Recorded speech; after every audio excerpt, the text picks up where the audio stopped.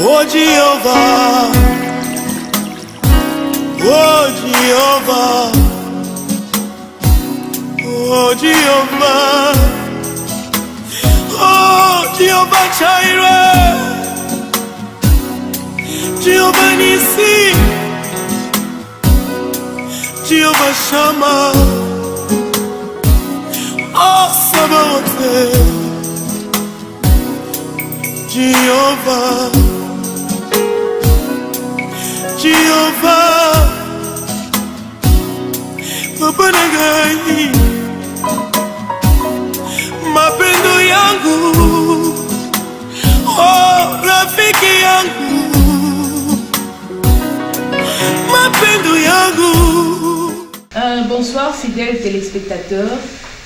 Bande cognon sont aux habitudes à Rolandaka, émission Nabino, Téléfemme, Tika et Zambia Pambola Bino. Vraiment, tous les sengomis, il y a comme Nabino et Bélé, Liboso ya Itandoike Nabino, Rolanda émission Nabino, au Bolivini, Téléfemme. Téléfemme, les alliés émission Oyo, Tozolo Belamindi sur la femme. Et ça, émission Oyo Nangolu Nanzambe, Tozui Manda. Yako lobela mwasi pe yako rappeler mwasi o ezali likanisi na nzambe likolo na ye to yako lobela mwasi o ezali penser en nzambe likolo na ye. Téléfemme eye po ete ezombisa yo ndeko mwasi ozolanda ngai jeune sœur maman kati na nzela esengeli oyeba ete na ebandeli ezalaki bongo te. Pensez à Nzambe likolo na yo ezalaki ete ozala mwasi oyo ya makoki nyonso to mwasi oyo azana makoki ya kosala nyonso yango wana na nzela na molimo mosantu na lisungi na Nzambe tozwi manda ya koya liboso na bino mpona kotalisa bino oyo ezalaki pense ya Nzambe. Mwasi tozoloba ntango nyonso esika ozali zala na momesano ya kolandaka émission na yo Téléfemme, émission où les akoleka chaque dimanche à partir de 19h, rediffusion nango ezali chaque mercredi à partir de 14h30. Émission Téléfemme ezali présentée na humble servant de Dieu Maman Noëlla Mungenga Chimanga oyo wapi Nzambe atie à disposition na bino comme présentatrice ya émission Téléfemme. Lelo toza liboso etandoike na bino bomoni ke nazali ngai moko na ye liboso na bino parce que esenge na biso ko conclure thème oyo to utaki kokota na yango deuxième thème na biso uta to bandi émission otolobelaki sur la femme et la soumission. Thème oyo nde lelo toza ko conclure to ebi ke ezali vaste tolobi nyonso te mais toza ko croire na lisuni ya molimo mosantu Saint-Esprit a koyeba kolobela bino lisusu koleka likolo na oyo elongo na ba invité tolobeli bino te. Nzambe apambola bino tozopesa pe merci mingi na bandeko nyonso o bazobenga biso vraiment tokokutana bozobenga biso boza touché na émission bozotuna bosala ndenge nini na ngolu na Nzambe tokozwa ba rendez-vous tokokutana pope na kosunga bino. Nzambe apambola bino, Nzambe apambola pe ba papa o baza ko encourager biso na émission oyo tika Nzambe alola apambola bino. Vraiment dimanche malamu na ba mabota na bino wana toza kolobela likolo na thème na biso femme et la soumission. Femme et la soumission ezali thème oyo eyesima ya femme aide semblable. Na kati na émission na biso na première thème na biso to lobelaki likolo ya femme aide semblable kotalisa mwasi ete mwasi esengeli ayeba oyo nini Nzambe aza kozela epai na ye. Tolobaki ete Nzambe wana akelaki mobali akelaki biloko nyonso asantaki ke mobali azalaki solitaire alobaki il n'est pas bon que l'homme soit seul, je lui ferai une aide semblable à lui. Cette aide semblable là était toi la femme. Yango tang mobali amonaki mwasi azalaki émis de joie asepelaki parce que amonaki mopanzi na ye, amonaki moto oyo akokani na ye. To rappelaki basi nyonso koyeba ete Nzambe uta ebandeli akalifiaki yo étant aide semblable. Donc koko za la maman o koko kanga maboko te esengeli maboko no ezala ya kofungama parce que oyaki nde kosunga mobali, oyaki kosunga mobali. Donc mobali azana kozela lisungi moko epai na yo po ete ensemble bo kende liboso. Yango to pesa ki toli ebele na ba mama koyeba ete esengeli ozala mama ya kokanga maboko te, esengeli ozala mama oyo zomi mona pamba te, ozana makoki. C'est pour cela Nzambe alobaki na yo oza aide semblable. Tika ete Nzambe asunga yo mama yo oyo nano zomi mona ke okoki te, mais nazo ebiso na pokwa na lelo oza ya kokoka. Kokoka oyo zali eza tengam na kokisi yo, mais Nzambe mutu akokisaki yo. Tant Nzambe abengaki yo aide semblable ayebaki makoki oyo atiaki kati na yo. C'était ça notre thème oyo tolekisaki le mois passé. Na mois oyo tolobeli likolo ya femme et la soumission. Maman kaka moko tozolobela tango nyonso télé femme ezali télé oyo eza komema mwasi na koyeba makoki na yo pe koyeba nini oyo koki kosala. Tozwaki litangi na biso na mokanda na Ephésiens chapitre nango 5, Ephésiens 5 chapitre nango 5 verset 22. Bible lobi na biso boye: Femmes, soyez soumises à vos maris comme au Seigneur, car les maris est le chef de la femme, comme Christ est le chef de l'Église, qui est son corps, et dont il est le sauveur. Bible lobi na biso na Ephésiens 5, 22, que la femme esengeli ozala soumise na mobali na yo, comme au Seigneur. Bible esengi mwasi azala moto ya komikitisa, azala mwasi o ya komikitisa wapi na nani. Esengi mwasi azala moto ya komikitisa na mobali na ye. Ce n'est pas moi qui l'ai dit, mais c'est la Bible qui nous dit que la femme doit être soumise à son mari. À son mari. Alors qui est le mari de cette femme qu'elle doit être soumise? Mobali babengi yo mari à une femme lorsque yo mobali wana oyebi na kokokisa volonté ya Nzambe na kati ya bomoi ya mwasi wana. Volonté ya Nzambe ezali nini na kati ya bomoi ya mwasi oyo babengi femme pe yo babengi mari? Volonté ya Nzambe na Hébreux 13, 14, la Bible nous dit ceci, na Hébreux 13, 14, pardon, Hébreux 13, 4.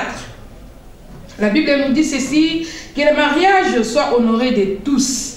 Que le mariage soit honoré de tous. La Bible nous dit dans l'Éphésiens 5, 22, femmes, soyez soumises à vos maris comme au Seigneur.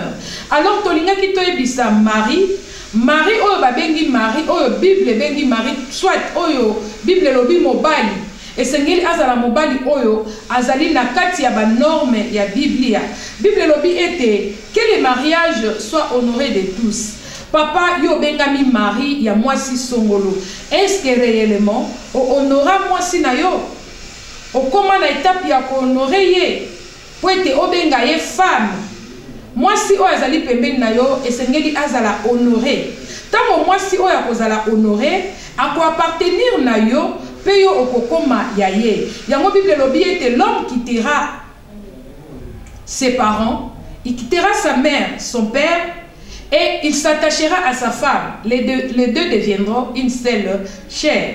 Donc tant balobi ke mwasi akosangana na mobali ezali kaka te mwasi oyo ozwi kaka na balabala sans consentement ya baboti na ye, sans consentement ya libota na ye, ozwi eka kotie na ndako bobandi ko vivre, obandi ko benga ye mwasi na yo.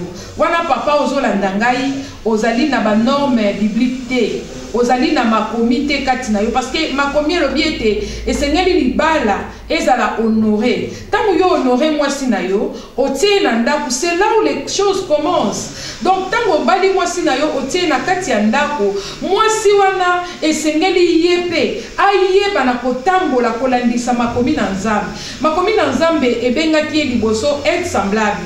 parce que azana makoki ya kosunga mobali lelo oyo nzambe aza ko recommander lisusu na mwasi na nzela ya terme na biso toti ko exploiter na moi doute oyo uti ko sila tolobaki mon Bible lobi ce n'est pas les maris qui dit mais la Bible nous dit la parole de Dieu.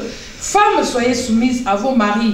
Donc, moi, si à cause de la soumise, na mobile na ye. Yango tonga totali sayo d'abord papa nani oyo azali mobali ya mwasi songolo. Mobali ya mwasi songolo azali mobali oyo a honorer mwasi na ye. Atie na ndaku basali foyer babandi kosala famille. Alors mwasi oyo ba honorer. Mwasi oyo azali na kati ya libala. Nde yo tozolobela mama esengeli ozala mwasi oyo azali na komi kitisa. Esengeli ozala mwasi oyo azali soumise na mobali na ye. Soumission na sens na yango nyonso mama parce que na kati ya soumission toza komona respect ezali na kati ya soumission toza komona obéissance tout comme toko ko déterminer pardon toko ko définir yo soumission elobi la soumission c'est une démonstration respectueuse dont un inférieur isé à l'égard d'un supérieur pour lui faire satisfaction. Bible lobi na mokanda na Éphésiens, Bible lobi na Éphésiens 5, 23. Car le mari est le chef de la femme. Donc, tout le monde a kati na mobali une autorité. Donc, mobali azali chef ya mwasi. Donc, mwasi ozana droit. Aux a devoir plutôt ya ko se soumettre et pas ya mobali o azali chef na yo. Donc mobali et pas na yo moi c'est une autorité non pas établie selon l'ordre des hommes mais selon l'ordre divin. C'est Dieu qui a établi, c'est Dieu qui a donné à l'homme cette autorité. Donc maman esengeli na yo koyeba ete papa azali autorité na yo, papa azali supérieur na yo. Esengeli na yo maman oyeba na kozalaka toujours soumis à son égard. Et c'est ngeli na yo maman, oye baka toujours na kozala obéissante.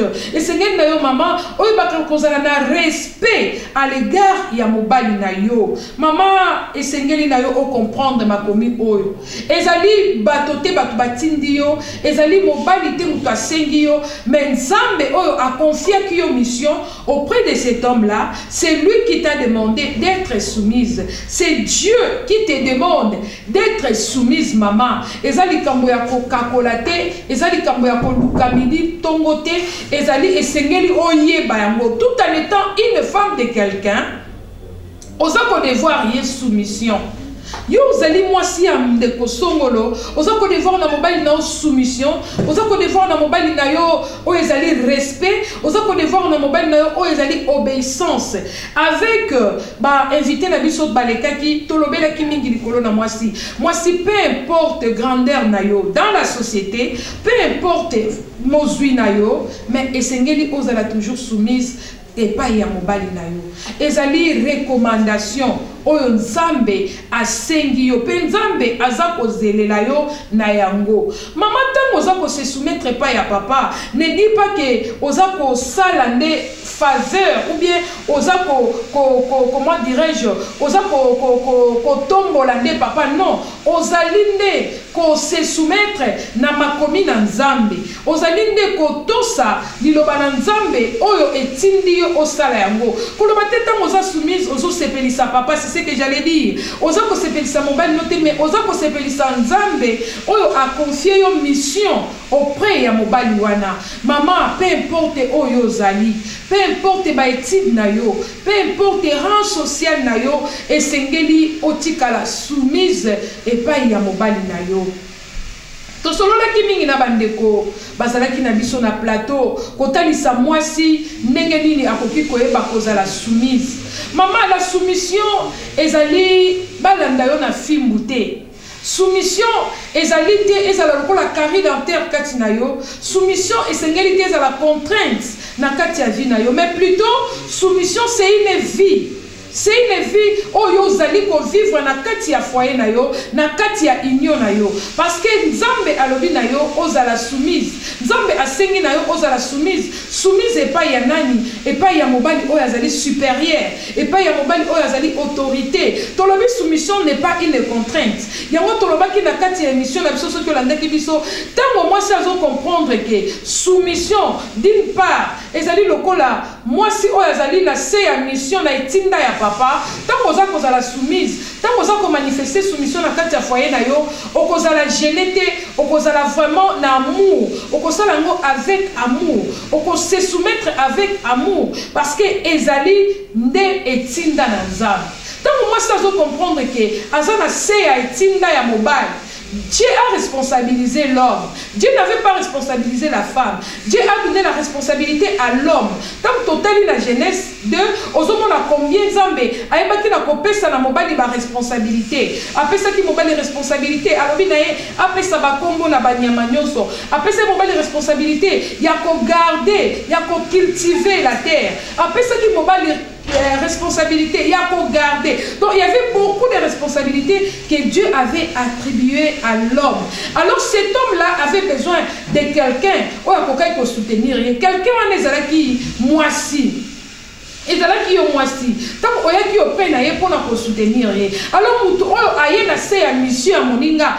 Tu lui dois du respect. Et c'est lui au respecter. Et c'est lui au se soumettre. La mission au mobali. Azana ngona sena moi. Ensemble le ngona yo. Boye banako aboutir. Boye banako atteindre l'objectif. Boye banako réussir mission ana. Yango izo sengala yo. Maman ozala na soumission. Maman soumission c'est une bénédiction. Une femme qui est soumise. C'est une femme qui amène la bénédiction dans sa famille. Une femme qui comprend pourquoi elle a été créée femme. Pourquoi Dieu lui demande de la soumission? Cette femme-là, c'est une bénédiction.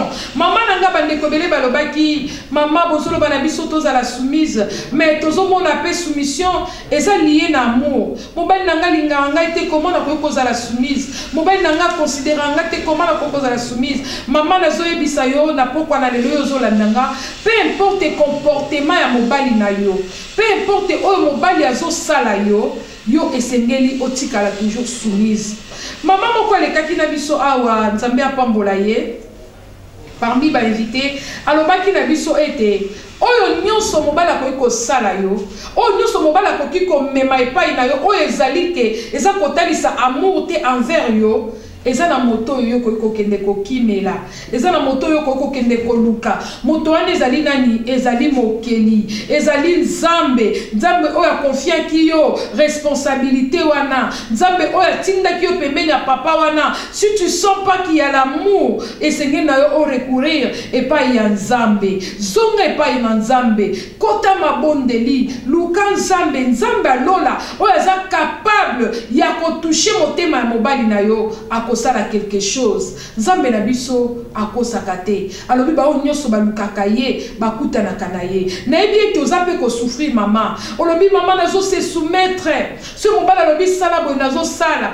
Tant ata zongi nini na la mukaka pona satisfaire ye. Na la mukaka pona salela elo kwa kolia. Na la la non te soki ayete. Nazo ko se soumettre na makambu nyonso. Maman nazo ko apporter un plus, mais je ne sens pas cet amour. Nazo mona mobali na ngai a considérer asa toujours ko maltraiter ngai. Maman nazo ebisa yo eza na mutu moko oyo koko kimela eza kaka nzambe. Si réellement toi tu demeures dans cette parole oyo sengi na yo ozala toujours soumise, maman nzambe akomona yo akokota likambo na yo akokota likambo na yo. Maman na biso alekaki maman Lydia lobi on ne fait pas les bras faire avec les hommes. Avec ton mari kolobate ke na tie ye atie non maman et pesa meliote yo sala kaka soumise sala oya zo senga yo o sala kolukate ko wela na kati ya relation na bino kolukate ko wela na kati ya foyer oyo papa lingyo sala sala yango mais tant yo zali ko sala yango Bible lobi na biso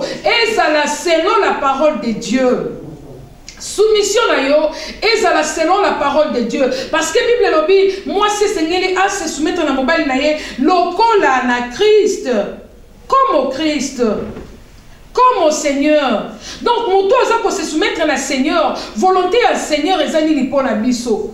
Donc volonté à Nzambe eza été totambo la malamu elongo na ye. Maman yo ko se soumettre te na mobali oto lobaki pe awa mobali wana aza moto misala mabe. Aza peut-être occultiste, aza peut-être ndoki. Alors bien on se soumettre bo sangisa kindoki po bo banda kolia bana o bo banda kolia bana baninga bo banda kobebisa bande ko na quartier ou bien azamu ta science alobi on se soumettre, tu dois toujours faire ce qu'il est en train de faire. La Bible te demande la soumission. Yo poko ta na kati occultiste po bo banda ko sala misala mabe te kuna te mama to yebisi yo soumission na yo eza na limite nango ko landisa Seigneur. Seigneur na biso to yebi te nzamba zali pole. Dieu n'est pas le Dieu du diable. Dieu est au-dessus du diable. Le Dieu puissant, lui qui a tout pouvoir, c'est le Dieu là que yo esengeli o demeurer soumise. La parole de Dieu zo senga yo koza la soumise na misala ya mabete mama.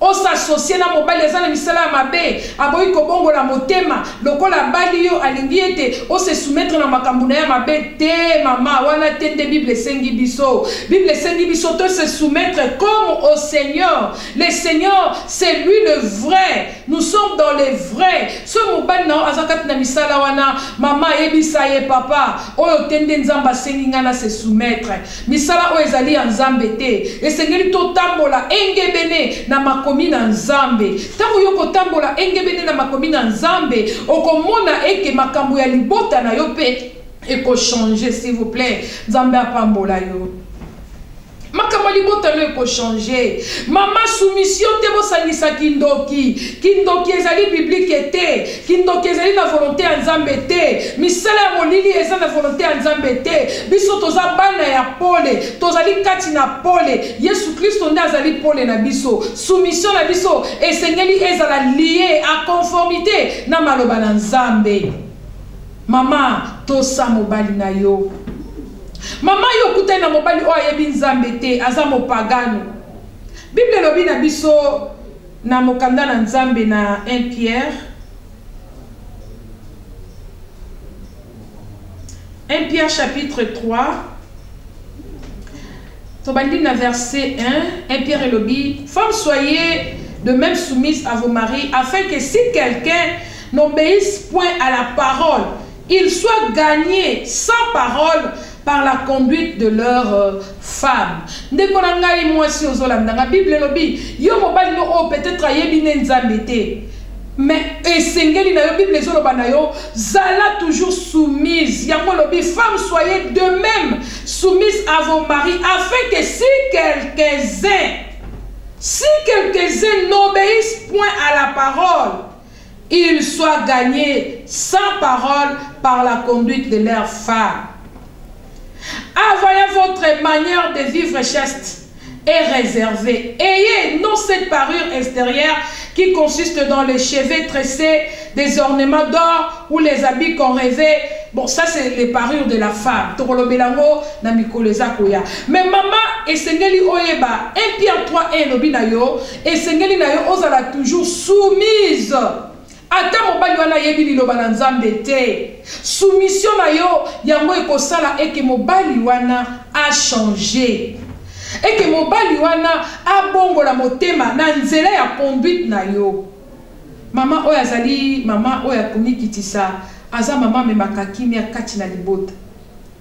Papa koya na bakanda na ya uti na ngo libanda mais façon koya kokuta yo eko permettre te kanda wana ebota makamu na kati ya foyer. Mama oyo azaka soumise azalaka mama oyo atondisami na bwanya. Ayebi ke moment oyo eza moment propice te ponga na loba tikana se terre. Mama oyo azalaka soumise aza mama oyo memaka bonheur, mama oyo afungolaka ba porte te. Oko sentir ke na nzela ya mobali na yo porte fungwami mabelinge kota. Mais mama oyo aza mama ya komikitisa a comprenaka. À cause elle a toujours soumise pour ne pas permettre au diable de siéger son mariage. Maman Bible zo senga na yo ozala na komikitisa na mobali na yo na mobali oyo a honoré yo.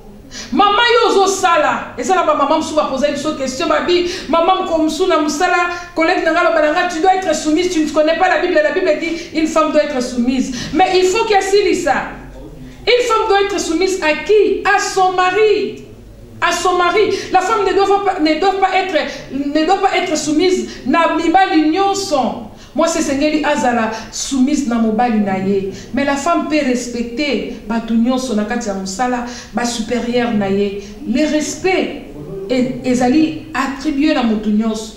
Nous devons nous respecter réciproquement. Tout comme mobali a respecté moi si pas pour respecter mobali, surtout dans le milieu professionnel, dans le milieu peut-être église, il y a le milieu makambebele, dans les quartiers, nous devons du respect les uns aux autres. Mais soumission, moi si et sengeli o se soumettre na mobali na yo. Na mobali na yo, ne sengeli o se soumettre na ye. Donc sengeli o sera toujours na disposition ya ko obéir mobali na yo. Tant moi si on a obéir, on ko maîtriser mobali na yo. Pe mobali a comprendre que cette femme vraiment a de la vertu. Vertu na yo ba koluka ngote ndenge totani awa na ba parure extérieure, au sali maquillage, au bongisi, au sali boye non. Vertu na yo ekotalisa manalo lenge ya soumission na yo vis-à-vis ya mobali na yo. Mobali pe mibali msupe batantaka akoya pe auti na ina likambu na ebo eka na ndako atanta bandi combination atala si réellement pe aux soumise. Mais maman ko tomber na piège volté. Tant moni papa aye na ba propos moko méchant ou ekoki peut-être ko déranger yo, zala sage. Ne répond même pas. Zala soumise. Soumission et battre la calibala. Soumission et pesaka moi si valeur. Kozala moi si oyo ozola lisata monyo so malobate na mobali na yo. Peut-être lobby ezala ki kana yo. Vous allez toujours dans la dispute, vous allez toujours dans la querelle, mais et comme il temps oyo téléphone et les bosso na yo pour na kobakisa un plus. Les lozala moi si oyo mobali ya komenya. Ata ndimi yo te na présence na yo, mais yeba ke andimaka yo peut-être na libanda et pas ya ba camarade na ye. Maman kozala maman polo te, maman munoko te, mobali azana 1 yo sokomi na 10. Non. Zala moi si y a obéissance. Zala moi si aux obéir. Obéir malobi ezali action. Y a ko se soumettre. Na kati ya obéissance tozokuta toujours soumission. Maman zala maman o aza ko obéir. Bible lobi l'obéissance mieux vaut que les sacrifices. Ce que tu as dit dans 1 Samuel 15, 22. Bible lobi l'obéissance mieux vaut que les sacrifices. Au quoi se sacrifier na yo. Au bongisa, au salaboye pour se pelisa mobile. Mais quand tu restes, aux obéir, aux demeurer dans la désobéissance, dans l'insoumission, maman, qu'on s'attendre que mobile na yo alinga yo, qu'on s'attendre peut-être que libala na yo ezala na kimia. Bible lobi une femme sage bâtit sa maison. La maison nous est confiée. Maison eza confiée na yo maman. Donc maman o eza na boanya akoyeba na kolanda maloba na Nzambe à la loupe. Akoyeba na kolanda maloba na Nzambe pe kotia ngo na misala nini maloba na Nzambe eza koloba na ngai. Wana ekomi nga na kati ya ndako ya moto songolo. Nazwi déjà kombo ya moto wana, nazwi valeur ya moto wana. Nini ongai maman na koyeko sala. Maman Nzamba zoyebisa yo oza d'abord être semblable. Tu dois aider cet homme na baspect nyonso ya vie na ye. Pe Nzamba lobi ya mibale esengeli na yo ozala soumise. Tangu yo kotia maloba o na misala okozala mwasi esengo. Pe okobika libala esengo. Les mariages ezali compliqué. Les mariages ezali mboka ya bonheur. Nzambe alobi esengeli bilenge babalana. Ezali mboka ya bonheur. Mais comme le diable n'aime pas les mariages, il y a toujours qu'à détruire. Mais maman, vous êtes capable de construire les balles na yo. Il y a qu'à rester soumise. Il y a qu'à être obéissante envers ton mari. Il y a qu'à avoir respect envers ton mari. Quand vous avez un sacrifice belé. Peut-être un sacrifice maman reste dans la soumission. Reste dans la soumission. Okoyeba ko benda motema mobali na yo. Zala na respect. Respect le sentiment et considération envers quelqu'un. Zala toujours animé na sentiment et considérer mobali na yo. Peu importe ce qu'il est. Akoko zala momeli masanga. akoki kozala moto na ekobo, akoki kozala impudique, adultère, akoki kozala nani oyo akoki kozala, mais respectez ye maman na ngai, respectez parce que respect ezali sentiment ya considération. Tant yo zo considérer ye, considération na yo wana ekomema mobali no un jour a changé. Kozala mwasi oyo afingaka mobali te aux yeux de tout le monde. Kozala mwasi oyo ayokisaka mobali soni te na miso ya bakamarade. Zala mwasi oyo ayebi ko respecter mobali na ye. Zala mwasi oyo ayebi ko pesa valeur na mobali na ye. Peu importe son comportement tozoloba. Parce que ma maman belé va se plaindre. Balobi maman bozoloba tozala soumise na caractère oyo. Mobali abimaka tongo azongaka ti ba X time. Mobali abimaka la kakangai te. Mobali ayebi ata koloba na nga ata bonjour te. Mobali ayebi ata koloba na nga te que chérie je t'aime. Maman, peu importe caractère na ye, yo esengeli na yo otiaka na misala maloba na Nzambe. Maloba na Nzambe ezosenga yo ozala soumise. Soyez soumise à vos maris. Et Seigneur nous a kaka soumise maman. Soumission ne peut changer makambo ebele. Soumission ne peut changer makambo ebele. Soumission na yo ekomema mobali na yo abongo la comportement na ye. Soumission na yo ekomema mobali na yo azonga na ndako atako abimi. Yango toloba ke sika makasi no esuki. Eza na moto yo sengeli yo kimela. Mokeli na yo azali. Mokeli ya libala azali. Moto ataki yo pembeni ya papa wana. Oya pesaki yo mission. Oya ba ko accompagner ye na mission oyo Nzambe apesaki ye azali. Ezali Nzambe. Nzambe azalaka capable ya kosimba mitema ya barua. Akozala capable ya kosimba motema mobali na yo. Peu importe le temps. Ça peut faire une année, ça peut faire 10 ans. Mobala considéra kayote, mobala zotambola mabe, mobala zosala yo mabe, azosala yo injustice, mobala zokipe yote. Maman demeure toujours dans la parole. La parole te demande d'être soumise. Soumission na yo maman. Esengeli ezala même liboso ya bana na yo ba mona ke bazala maman oyo azo se soumettre. Et Seigneur, bato ba yeba vraiment que moi si oyo azalaka soumise na lolenge na même ya ko répondre. Maman, il faut pas qu'on considère soumission na peur. Il y a des femmes là qui demeurent dans le mariage avec peur. Azala kati libala me banga ka mobali parce que mobali azala ko la lion. Non. Soumission eza perte. Soumission ezali sentiment oyo ya mutu azo ko accompagner mission ya mobali na ye. Ezali sentiment ya considération, ezali sentiment ya ko obéir. Mais peur ezali mutu azo vivre kati na frustration. Mutu azo banga. Maman ko umela na ko banga te. Mutu azo soumise même si son mari n'est pas là, elle doit rester soumise. Mais mutu azo banga, ce mobali na zate. Ah! Yewana bonane. So mulika bobala ye abandi ko banga non. Soumission n'est pas la peur.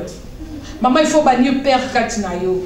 Mobali na yo azali moninga na yo. Azali moto oyo Nzamba sangisi bino po bo sangisa makanisi bo accomplir mission, bo atteindre objectif moko. Mais soki na kati ya foyer zo tambola na ko banga banga, ozala soumission te mozana ko banga, en tout cas ezali malamu te. Maman, demeurez soumise. Tu ne fais pas ça pour plaire à ton mari, mais tu fais ça pour accomplir la parole de Dieu. Car c'est la parole de Dieu qui te demande d'être soumise. Ce n'est pas ton mari. Toi, tu dois accomplir seulement la parole. Nous devons la mettre en pratique. Bible lobby, Namokanda Deutéronome 28. Nous devons obéir à la parole de Dieu. Qu'est-ce que la parole de Dieu te dit? La parole de Dieu te demande d'être soumise. La parole de Dieu te recommande à être soumise.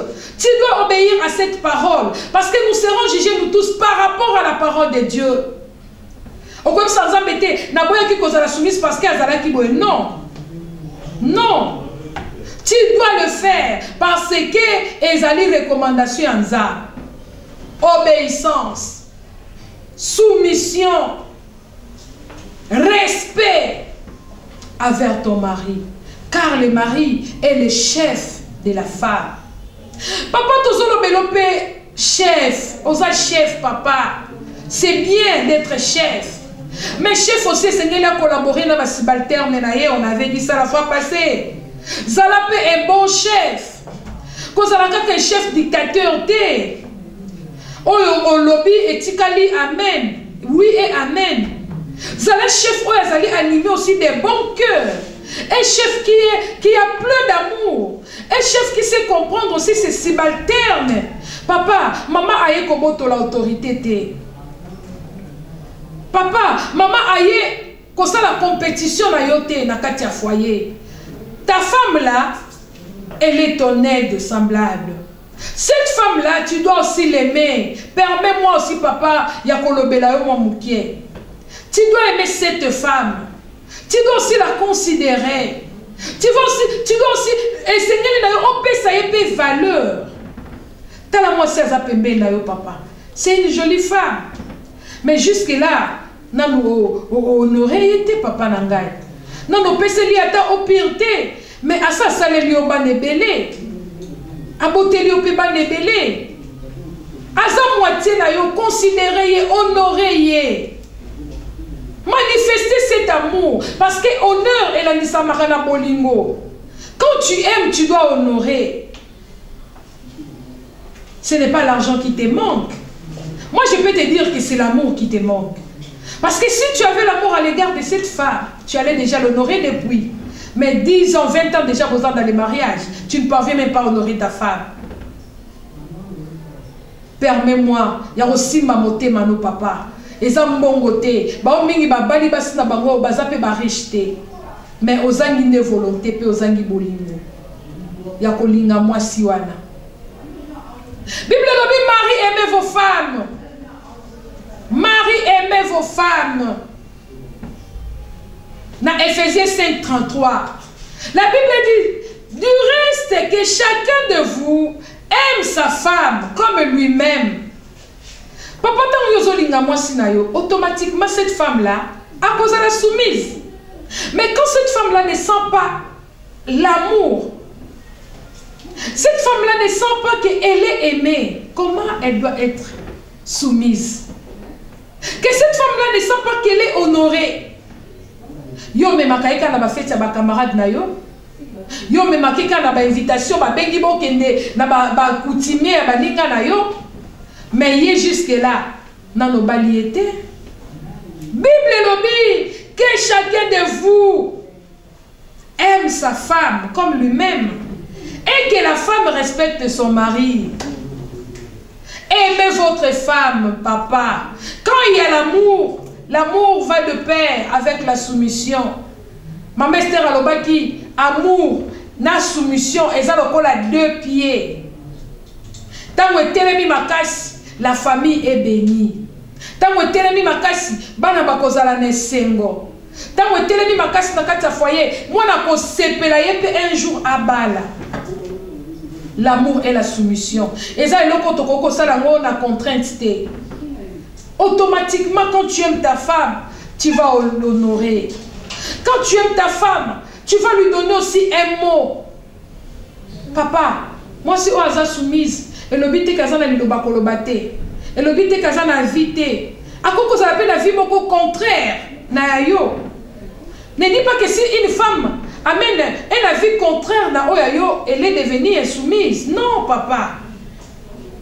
Elle peut porter quelque chose, comme Dieu l'a appelé être semblable. Elle peut t'aider dans les kambumoko. Il y a quelque chose. Oh, yozolingo sala. Moi, ça m'a dit que esa conformité. Elle peut porter un avis contraire. Cela ne veut pas dire qu'elle est insoumise. Il y a des fois, ma contradiction quand on a ma cambouébélé. L'homme, quand il fait quelque chose et que la femme il dit non, papa, tu vois, il ne faut pas faire ça, il ne faut pas faire ça, il faut faire ceci. L'homme voit comme si la femme elle est insoumise parce qu'elle a l'invité et le quoi n'est ça là-bas. Non, papa, ce n'est pas l'insoumission. Quand tu aimes ta femme, au colinga moi si n'a apporté un avis contraire, na oyo zali kosa. Parce que tu l'aimes. Tu la considères. Papa, moi, je suis Messika place moko boy. Moi, ça le bité, papa. Quand je suis Messika place, t'es place un jour et qu'on posait problème. Non, toi, qu'est-ce que tu connais? Et ça, mbongo nanga. Toi, tu dois rester soumise. Tu n'as pas un mot à dire. Maman le dit, papa. Moi, je connais aussi quelque chose. balobaki esika wana eza esika baproblème. Non, papa boyi. Papa qui a mis Simbon à son place. Et pour ça, quelques années plus tard, place où on a posé problème. Maman le biomoni, na loba kini.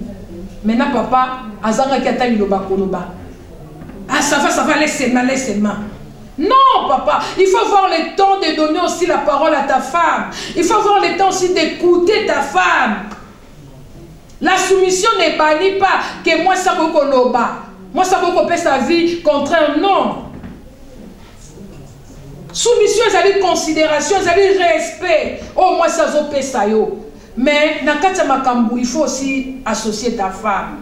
Ne dis pas que la Bible dit que la femme est soumise, la femme doit parler, ne doit pas parler, tout ça là, beaucoup de versets. Non, la femme, elle est soumise par rapport à la parole de Dieu. Mais c'est ta collaboratrice.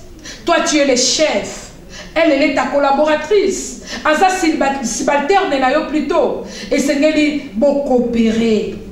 Tant où il y a coopération, ça na kati na bino, na kati foyer na bino, boko vivre un mariage heureux. Le mariage, eza esengo. S'il y a la compréhension, s'il y a l'amour, s'il y a la soumission, boko bika mariage esengo. Boko zala na bakanda pamba te, boko wela na te, libale komi loko la concurrence. Moi, ça sali boy, mobile peut accoster boy. Non. La Bible est sanisi libal. L'homme quittera et s'attachera à sa femme. Les deux deviendront une seule chair. Bible lobby. Du reste, que chacun de vous aime sa femme. Papa linga moi sinayo. Et la femme respecte son mari. Maman respecte mobile nayo. Nakata respect et la soumission. Nakata respect et la obéissance. Tolobi te ata mobile nazana ni respecter. Respecter. Dans le respect, il y a aussi l'amour. Parce que ici, il n'y a pas l'amour, tu ne dois pas les respecter. Mais tant que Bolingo Ezali, peu importe ce qu'il est, ce qu'il peut te faire, vous allez toujours dans Bolingo ya ko respecter. Vous allez toujours dans Bolingo ya ko memiaye. Vous allez toujours dans Bolingo ya ko mikitisa. Papa yo pe obaza ko mikitise pa ina yo. Zoape moi swana na considération. Comment na elo ko pambate. Aza elo ko pambate. Aza mosungi na yo. Azali moitié na yo. Bible lobi okoki ko traiter ma bête nzoto na yo. Okoki ko mi yina te. Soki yo papa o yina mwasi na yo, c'est que o mi yina yo moko. Donc tant que vous prendre soin ya vie na yo, prendre peu soin ya mwasi na yo. C'est ta femme. L'amour et la soumission. Et c'est ngeli tambola elongo. Eza biloko o ekangami esika moko. Eza biloko c'est ngeli tambola elongo. Tant ezo tambola elongo, boko vivre mariage moko heureux, je le répète. Yozo luka esengo ya libala esika nini. Papa, esengo ya libala ezate po ke nozwa kisi. Po moi selinga yo mingi. Mama esengo ya libala ezate ke noluka kisi.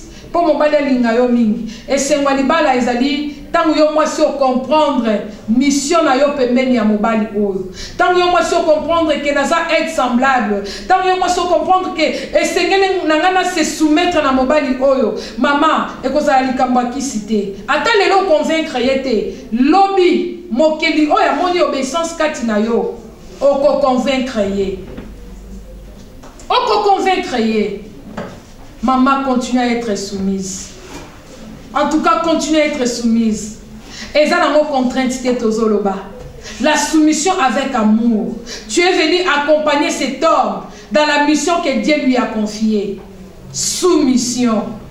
Tu es soumission de ton époux. Tu es soumission de ces serviteurs de Dieu. Tu es soumission. Il y a papa wana, il y a soula wana. Chaque homme sur la terre a une mission. Un homme impudique là, tu es sous une mission auprès de lui. Tu dois être soumise. Tu dois le respecter. Comportement na yo eko changer. Comportement na eko changer. Oh yo kokyo salate, Saint-Esprit a ko sal. Sala moi si à ma bondeli. Tant aux autres qui passent ces hommes à thème, les autres qui peut-être la méchanceté, les autres qui peut-être la révolte. Na émission maman yo bengami na révolte té, maman yo bengami na trouble té. La femme ezali elembo ya kimia. Maman obengami ozala na kine sika nyoso yozali. Tu as un grand cœur. Dieu t'a donné un grand cœur, maman. Combat toujours comme ça. Le cœur qui sait supporter les douleurs d'enfantement. Le cœur qui sait supporter 9 mois, baby mutunakati na yo. Maman, tu n'es pas n'importe qui. Ne te sous-estime pas. Tu es une femme forte. Créature si merveilleuse. Dieu t'a créé na mikoua. Osana makas. Dieu a confiance à toi. Femme, tu es capable de changer. Et l'eau est changeable. Tu es capable. Peu importe les comportements, tu es capable. Avec ta soumission, tu es capable de changer. Avec le respect, tu es capable de changer. Maman, c'est ton devoir. C'est ta mission. Ce qui a quitté yo koki kokoka. Zonge pas mokili. Okoka ko manifester soumission te. Zonge pas mokili. Mokili no ko pesa yo makoki wana. Le Saint-Esprit est capable de ko pesa yo makoki wana. Ya ko pratiquer soumission katina yo. Obengami na méchanceté te. Obengami na kotia bras de fer te. Maman, obengami ya kozala soumise. C'est ça la femme.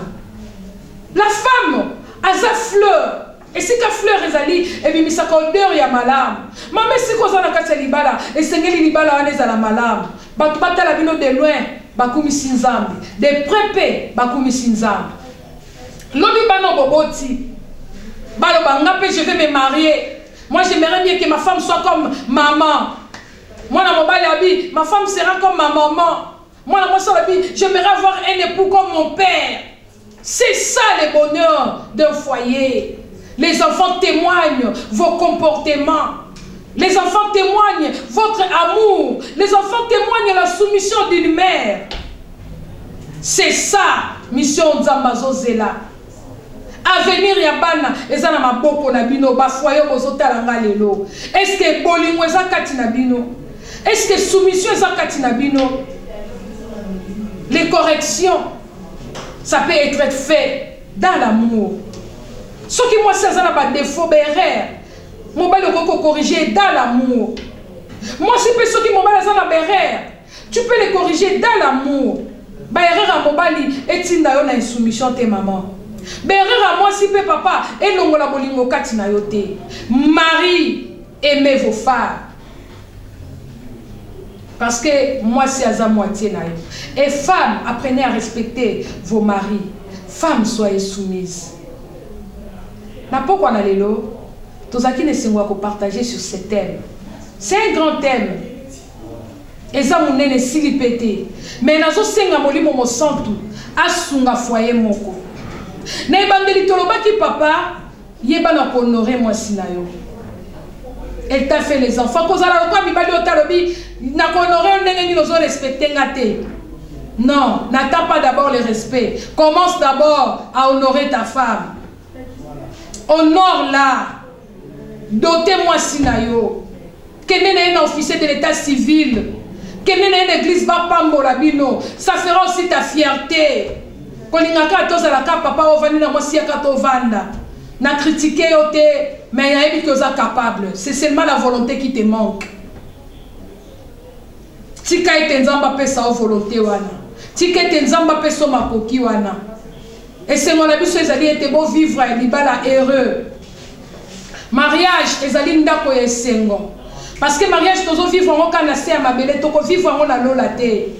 Na lola il y aura ni mari ni femme. Mais libala tozo vivre en mon assez. Ceux qui ont réussi libala noté na se papa, tu peux entrer en enfer. La femme, si tu ne réussis pas ton mariage aujourd'hui, et comme même on a dit félo. Tikanda kwa libala, eza le sika tozo bonga mapona kokota na bokonzi na nzambe. Tikete ndako libala, eza le sika pezo bongisa mitema na biso pona komona nzambe. Libala eza la carrière dentaire te maman. Libala eza la carrière dentaire te papa. Oki maranda kuna yo, poso mona kuna ça ne va pas. Oza capable ya ko réparer nda kuna yo. Maman yo pe, oza capable ya ko linga présence ya mobile na yo. Restez soumise. Restez soumise. C'est ça la volonté de Dieu. Quand la soumission, eza na makambo ebele oyo kobika. C'est possible avec Christ. la femme reste soumise. Vraiment, to komi ko chité na émission na biso ya pokwa na lelo. Oyo to komi ko ebisa bino couple bozolanda biso lelo. La Bible dit dans Ephésiens 5, 33, du reste, en dépit de tout, conclusion la biso ezali, du reste, que chacun de vous aime sa femme comme lui-même et que la femme respecte son mari. Que Dieu vous bénisse. Bino nyonso bolanda ki émission téléphone ya pokwa na lelo tika nzambe apambola bino vraiment qui vient na mabota na bino bobika libala esengo nzamba lola o asangisaka libala tika restaurer libala na yo apesa bino kinya azongisa bolingo atia soumission kati na yo mama kimia ezonga na libota na yo nzamba lola pambola bino ezalaki émission na bino téléfemme oyo epesamaki na mosali na nzambe mama pasteur Noela Mungenga Chimanga fidèle à son poste nzambe apesa bino kinya apesa bino esengo na bosani te kopesa mbote na mobali na ngai pasteur Pierre Chimanga oyo toujours aza ko encourager ngai ya ko avancer avec Christ kati na émission oyo papa nzambe na nga pambola yo na pamboli bana na ngai nyonso na pamboli bino na pamboli libota na ngai mobimba na pamboli belle famille na ngai mobimba na pamboli petite sœur na ngai Maman aimée na États-Unis nzamba pambola yo apambola pe mon beau-frère Olivier Betiou nzamba pambola yo bonne restauration nzamba pambola bino na pamboli ba papa nyonso o bazobenga biso na émission téléfemme tika nzamba lola pambola bino pe ba mama nyonso o bazobenga biso nzamba lola pambola bino vraiment toza wana pona bino o nyonso za na préoccupation za na problème kutana na biso numéro na biso za na ba écran na bino benga biso toko kutana na bino toko solola soki olingi mona biso lisusu malamu kutana na biso l'église missionnaire la bonne parole o ezwami na Dodoma 156 tosanganaka chaque mardi na réunion ba maman à partir ya 17h yaka mama toko sunga yo oza na problème yaka na Dodoma l'église la bonne parole Dodoma 156 na commune ya Kinshasa chaque mardi toza na réunion ba mama yaka okozala desite nzamba lola akopambola yo na bosanité kopesa mbote na porte ifambe pe ba pasteur ya communauté la bonne parole nyonso nzambe apambola bino pour la réaliser mission oyo eza na basali na nzambe ope ba telemi bazosunga biso to bosanité kopesa bango mbote nzamba apambola bango to pamboli azali réalisateur na biso pasteur José Kalonji nzambe apambola yo nzamba apambola frère na biso Gédéon Mwanza toujours na pointe cameraman na biso nzambe apambola yo vraiment papa to bosanité kopambola aussi ingénieur de son de kona biso Serge Donciel nzambe apambola ye cordon d'Yvelin to pesi mbote to bosanité ko saluer couple DG na biso Gypsy Kedi nzamba pambola pe mwasi na Sarah Mulemo pe to pamboli vraiment ezali équipe forte nyonso ya Congo Star Télévision nzambe apambola bino. C'était bel et bien votre émission Téléfemme, rediffusion chaque mercredi à 14h30. Que mon Dieu vous bénisse. Ciao.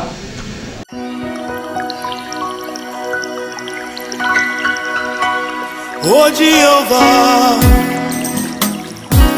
oh Jehovah, oh Jehovah, oh Jehovah Jireh, Jehovah Nissi, Jehovah Shammah, oh Sabaoth, Jehovah.